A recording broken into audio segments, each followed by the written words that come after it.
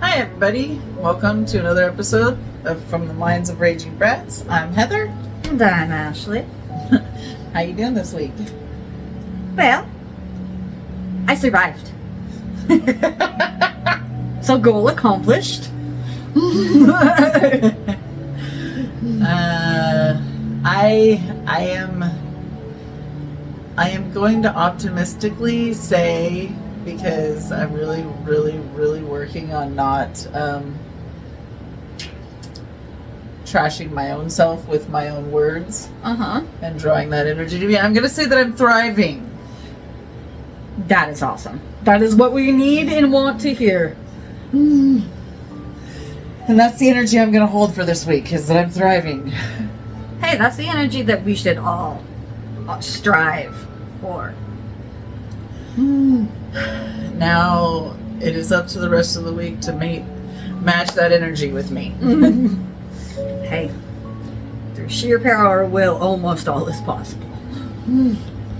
Well, I guess it's been a little overwhelming lately, because everything's finally seeming to come to like a closure with the divorces that have been in my family and my ex's family this last year. That's just kind of put everybody through a tailspin.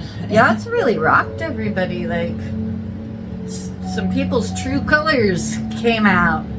Neon. Yeah, it's been really rough, because one, I don't think people really understand when they decide to divorce, especially when it's not amicable, that everybody around them is gonna feel the aftershocks. Yeah, I think they think about it, they just convince themselves it's not going to be as bad or as far reaching as it is. I don't think many people really think that they affect other people that way. That they're just like, eh. I mean, I think that some people might think, well, I might be affecting my kids, but that's about it. Yeah, okay, yeah, I definitely see that. It's not like they think like it would affect their siblings or their community. Yeah, or even like you're near the people that rely on you as a couple.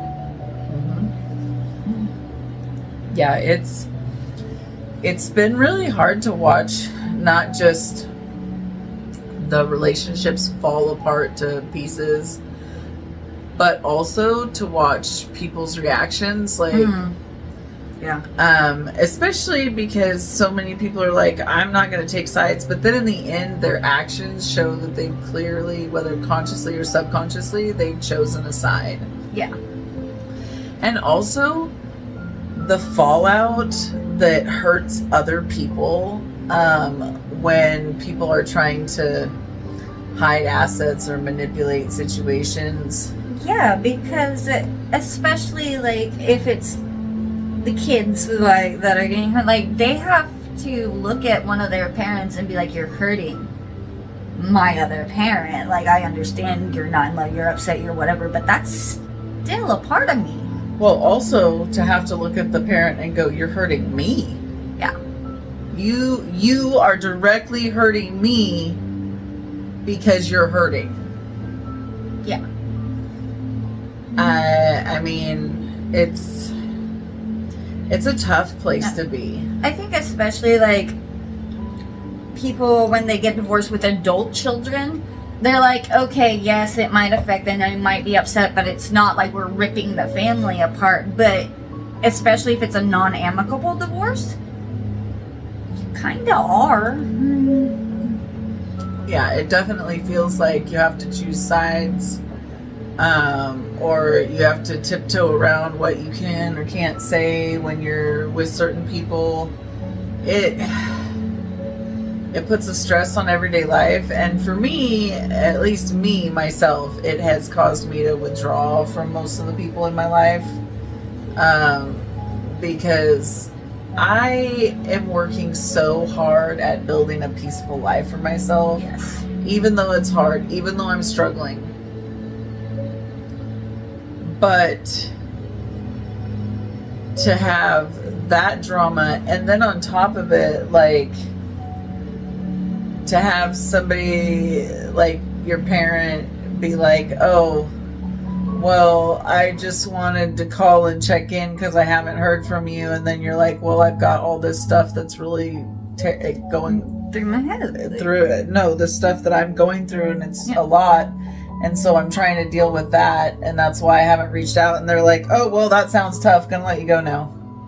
Yeah. And it's like, so are you my parent, or yeah, what was the were you calling to check in, or were you calling to see if I had chosen not to speak to you anymore? Yeah, like that's kind of what it feels like, and that gets frustrating because like like we sometimes go 3-4 weeks without getting to talk until we started doing our podcast without talking because we had so much going on, and we are best friends. Yes, exactly. And it would be like every few weeks, 3 week, 4 week, we'd be like, hey, still love you, but nothing going on, like, just so you know, I'm good, hope you're good, I know things are crazy, bye. Because life's still lifing. Life's still lifing. Love ya. There's definitely been a few times like I've called Heather and been like, I have exactly 15 minutes. What's going on? Like, and I just, let's do a check-in real fast. Yeah. Because I fucking miss you. I just don't have the time to actually see you. And that sucks, but it is the reality of single mom life when you're trying to unbury yourself from the debt the world keeps throwing. Yeah. Like, I've definitely had my coworkers, like, because there's times I pull 3 jobs. I have my normal job with the memory care center where I'm a cook.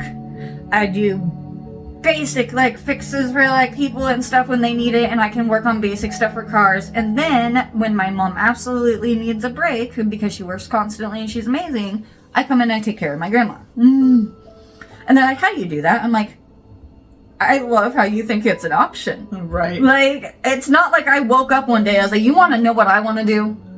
Work myself in the ground. Oh, I know. People are like, why are you so stressed this week? They're like, why are you so stressed? And I'm like, well, because I'm killing myself working in the snow and not making hardly anything. And so I'm not able to pay bills. And that's like super stressful because like bills are already piling up because of life. So I don't know, maybe we could like cut me just like some slack because my body's giving out on me lately because I'm working myself constantly 7 days a week. And they're like, we'll just take a break. Then who's gonna pay my bills? Yeah, when people say that, I literally just gasp for air because I'm like, I am about to burst into tears. Yeah. It's like they freaking tell my mom that all the time. Even her place of work, because she works through the state, they're like, you need to take days off. You need to take vacation. Legally, she has to, blah, blah, blah.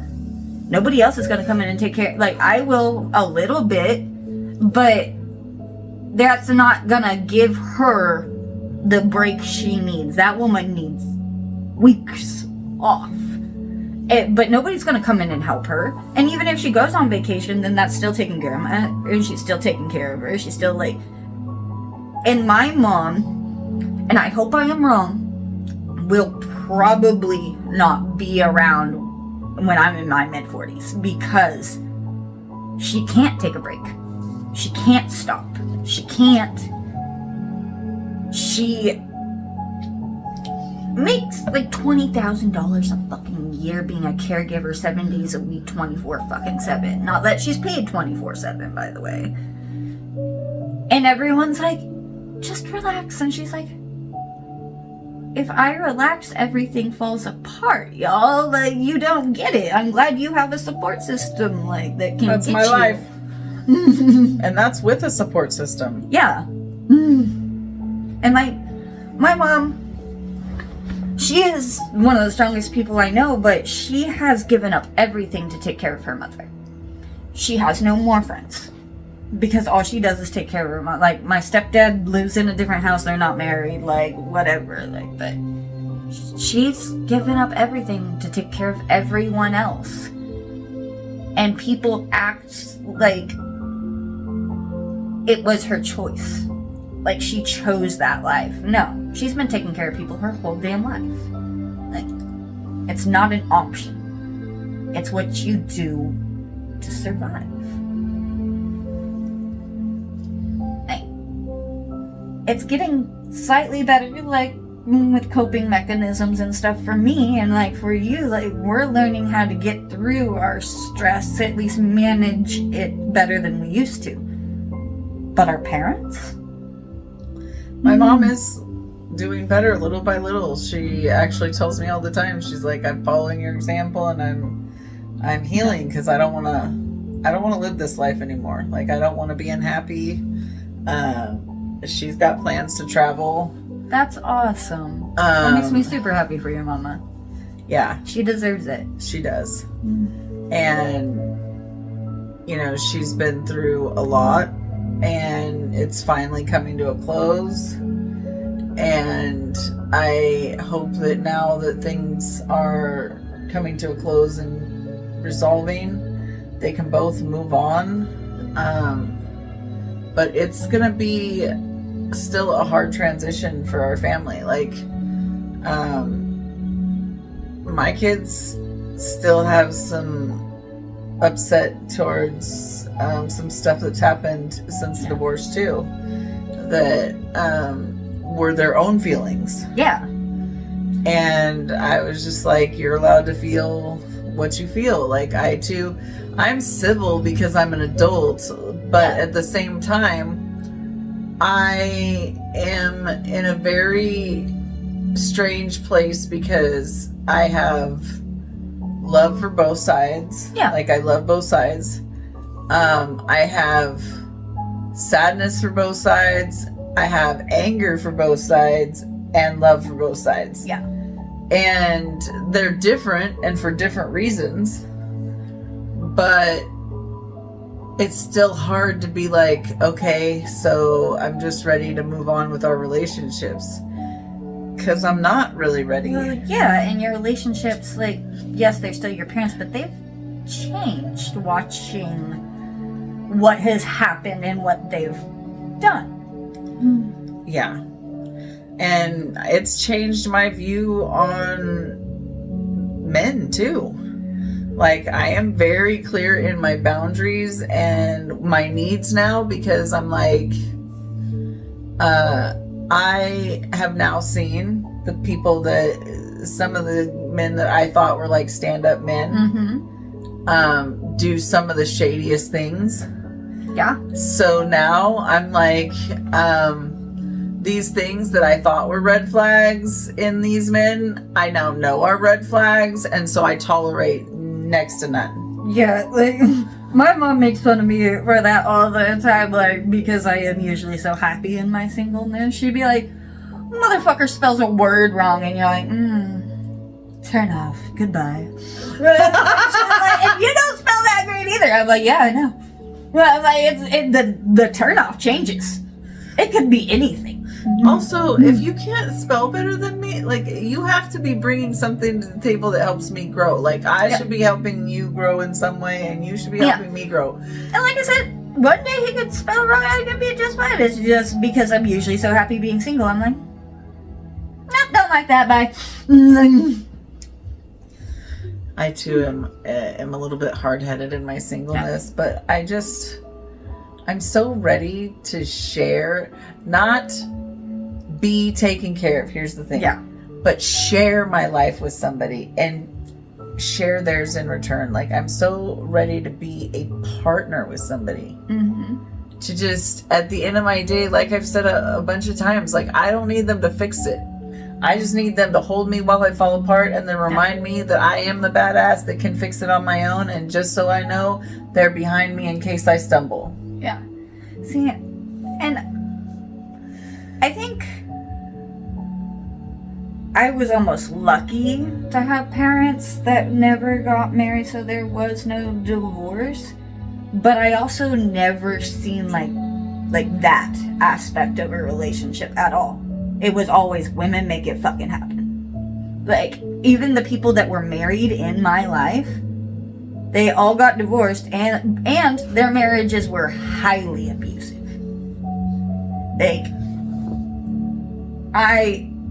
and that's probably another reason that my mom and my dad never got married, honestly. Because he hit her one time. And she fucking took a cast iron pan to his skull. And because I know somebody's watching, he will lie to you. He will say he got in a car crash just like he told his mom. But no, my mom beat the hell out of him and dropped him off in front of a hospital. And she's like, and that was not the end of the relationship, but that's when she knew there was going to be an end to the relationship. And like, she really instilled that in me. I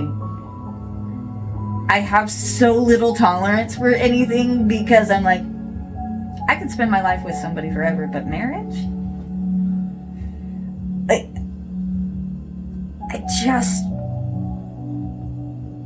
I don't want to deal with anyone's bullshit.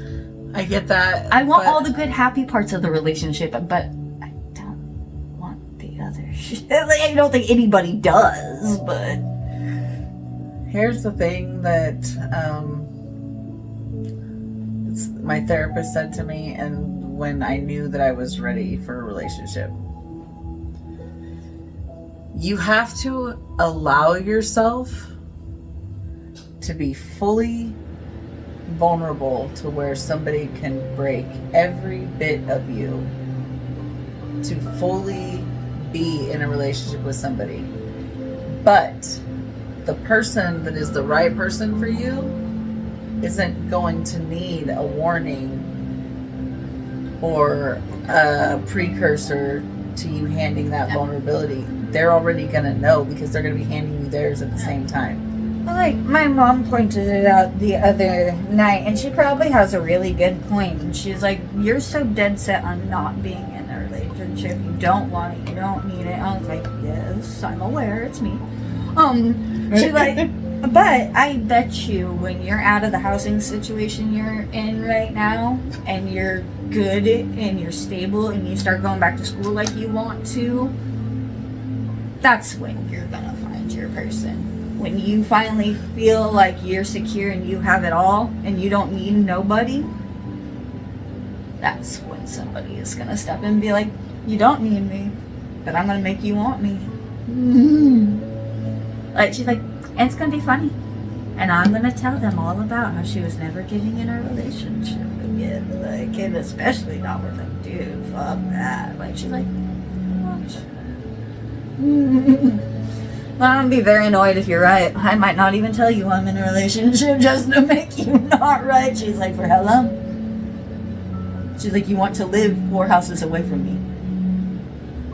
Watch. She's like, no, your grandson wants to live 4 houses away from you. Yes, he does, very badly. And I can't blame him just because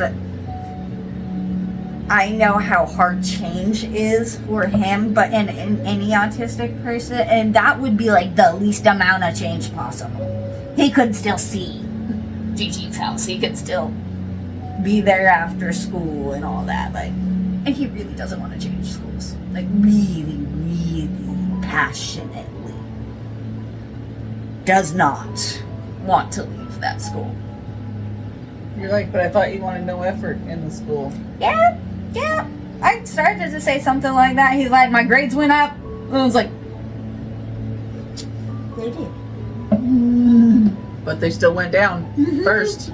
Yes. And I was like, yeah. I was like, you not having good grades was only a part of that. It was actually being the disrespectful little brat to your teachers that got you in the large amount of trouble. Because failing grades, we can work on that. I can help you with that. Disrespect, you're gonna learn not to do that. And like, by the way, don't you think their job is hard enough? Dealing with all y'all all day long, all the time. By the way, they also make horrible pay. And he's like, I didn't think about that. And I was like, they do a lot for you, bud, and you're being a jerk. And he's like, oh. But he felt bad. He's like, oh, I really am making these people's lives harder, aren't I? And I was like, and by the way, I used to work in schools. I know what they think about kids like you that do that shit. Oh. Oopsie. you don't get a disrespectful to people and they be like, nothing happened. Trust me, they talk shit. Just like everybody else does. He's like, what? I was like, yeah, I would too. Kids pulled half that stuff while I'm trying to teach history. And it makes me feel bad for my teachers when I was younger. Like, I was like, they did not deserve that. Makes you understand why teachers used to hit kids with rulers? Yeah. There was a teacher in elementary school here, old teacher. But she had a ruler hanging up in her classroom, and she's like, those were the good old days. That's all she'd say, and we didn't understand. Until we got older, and we're like, she wanted to beat us! Yes, and she used to be allowed to!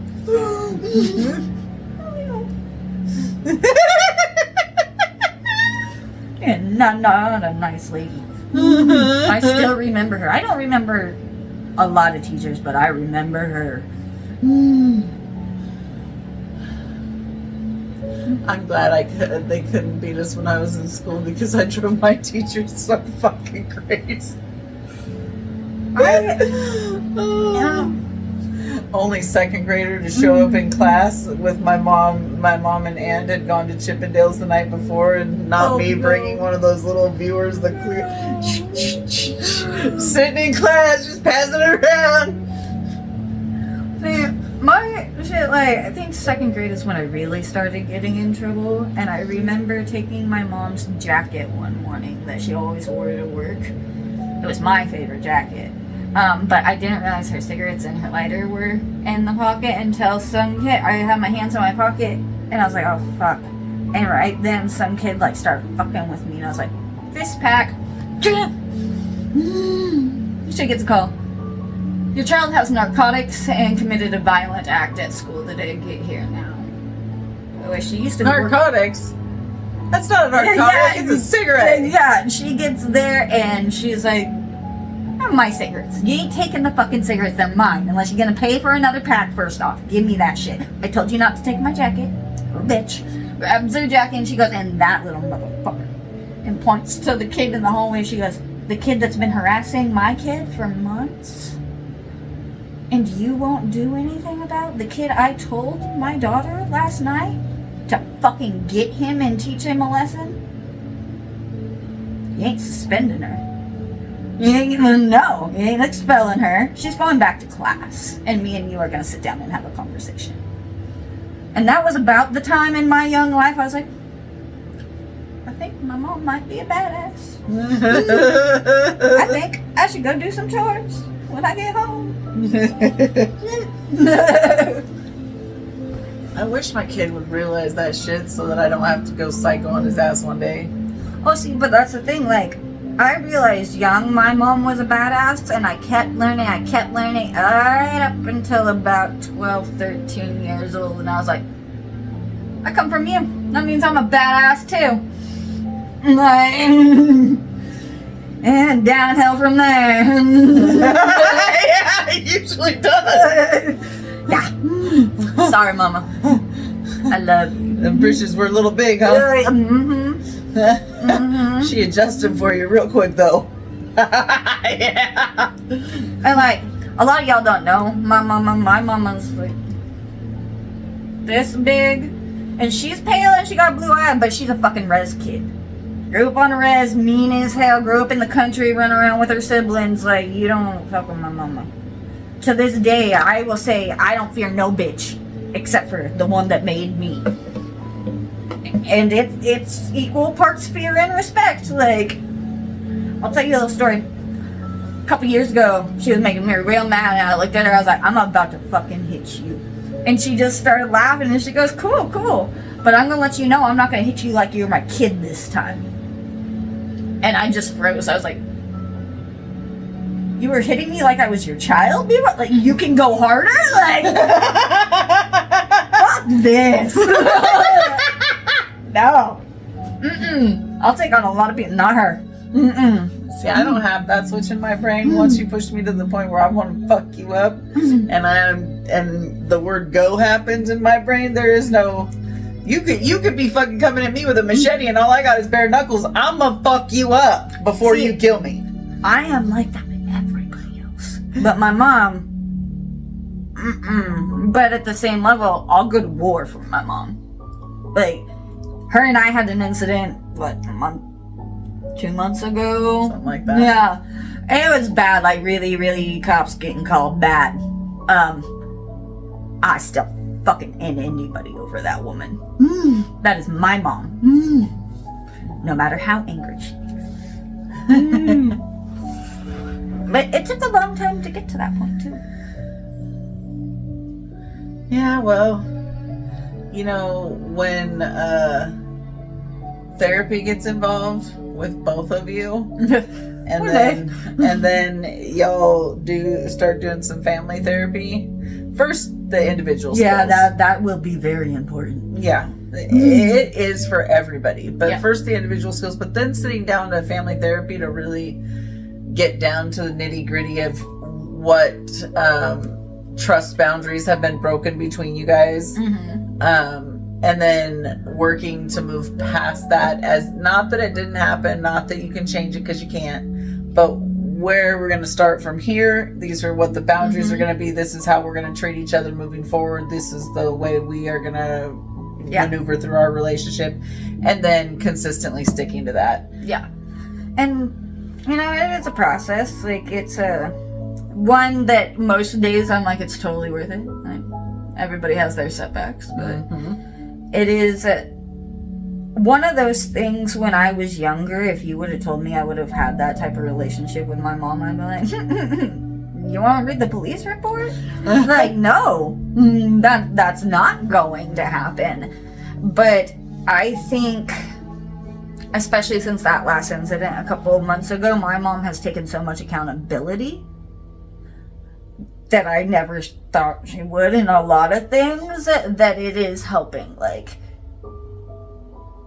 yeah, you know, like, my mom vehemently denies some of the shit that happened when I was younger. Up until recently, like, my mom straight looked at my kid and she, like, I would have beat the ever living shit out of your mom. And she's never said that to my kid. And he's like, what? You're like, yeah, ripped her up and fucking beat her. And she's like, and I wish I could say I was kidding.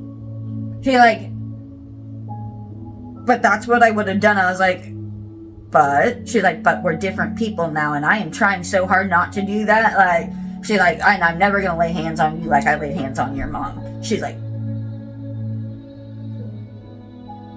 that is why we work on ourselves. Because we were talking about self-improvement with Lakota, and he got a fucking attitude about something he really shouldn't have. But she's like, that is why we do the hard work. Because we don't want to be the type of people that hurt other people. And I'm just sitting back there being like, she's listening! It's sinking in! It does. When we work on ourselves, it's a ripple effect, not just forward to our kids, but backwards to... I remember when you first moved down here, and you and your mom were like starting to talk, and she was mad about that. She was like, why does everyone around you just have to help? They just, not because you're making them, but then everything changes, and why? And you're like, therapy helps with that. Yeah, I was a little less, I had less tools then still, and other people's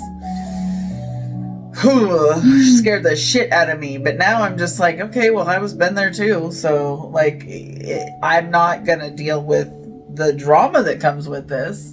But I will be here to support you when you're ready to work through it and do the work. Yeah, exactly.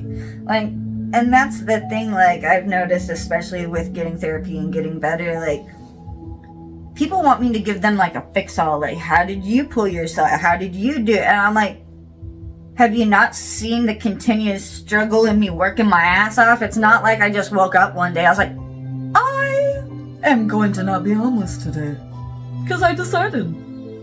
And I'm just that amazing. No, it took a lot of fucking work. Yeah. And again, it's worth it. But it's a process. And I have to, like, take this back to, like, one of our original things. Like, I have to wonder if some of our parents, some of the people in our lives had gotten individual therapy, had whatever. Not saying that they wouldn't have gotten divorces, but maybe they wouldn't have been so freaking malicious. Not saying that for sure. Never know. There's still people that go to therapy and are still very much fucked up. But I don't know. There's some people in my family that I think that with therapy would have only become more malicious. They would have just been better at masking it. oh yeah, and then they would have had all the tools and the words and everything to make them sound like they were the sane one. Yeah, and so I don't think that it would help them. However, there are other people that have been manipulated by those people into believing that therapy won't help them, or that they've done all they can do in therapy, or stupid shit like that. When I first started going to therapy, I was like, I talked about all I wanted to talk about. Like, didn't help shit. So guess what? Therapy doesn't work. And then I got older, I was like, there's different types of therapy. And I didn't like my fucking counselor. Nothing is gonna happen if you don't like your therapist, your counselor, your whatever. Like, and I didn't realize that. I thought it was just always the same when I first started.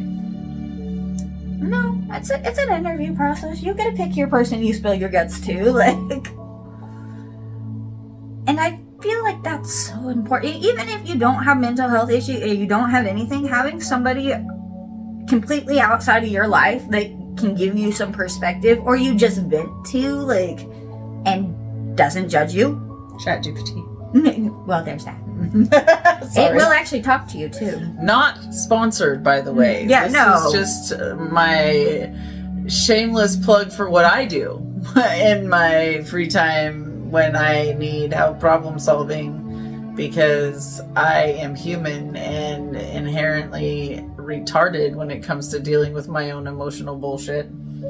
Yeah, for me, I'm just like, I don't want to think about what to make, or like, where is this specific thing in this fucking town I've lived in my whole life and I can't find it. It's helpful, but you know, in all the movies it started out as helpful too. And then Skynet. Sorry, I'm a little paranoid about it, but it's okay.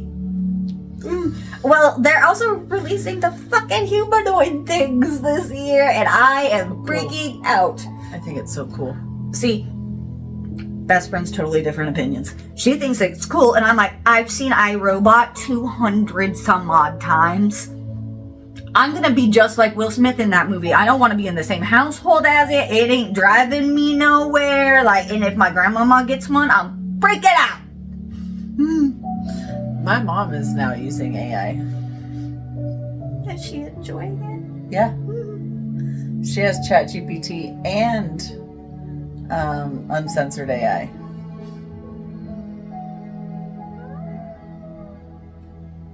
I'm glad she's enjoying it. You would enjoy uncensored AI too. Would I? Yes, you would.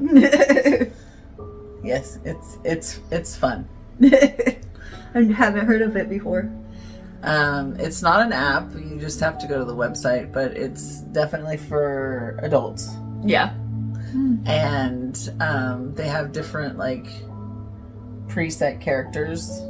Okay. Not your character, but the one you're going to interact with. Yeah. With a little bit of a storyline started, and then you build on it from there. Like, you're talking to the AI, but you're the other character. That's cool. Uh-huh. Definitely be interesting. It's been an eye-opener for me in relationships, because every terrible scenario that exes have told me that were like my fatal flaws, like, I have taken those scenarios and replayed them with AI, and then the way the AI responds, I'm like, okay, so it's definitely that I was with toxic ass people, because that's nowhere near what happened. And okay, I am super not the fucking toxic person in this relationship. Okay, so if I can throw 100 supposed toxic scenarios at an AI counterpart, and that is playing the romantic role, and they respond to none of them in any of the ways that exes have responded. Okay, so no, it's definitely not my behavior being toxic. It is the way the person responded. Yeah. See, in my time of being single, I've realized, like, I definitely, like, take accountability for a lot of shit that happened in my last relationship. Like, there are a lot of fucked up shit that happened. But also, I wasn't managing my triggers. I wasn't going to therapy. I was drinking copious amounts of hard liquor daily. And I allowed a lot of things to happen and been like, that'll be okay, I'll get over it.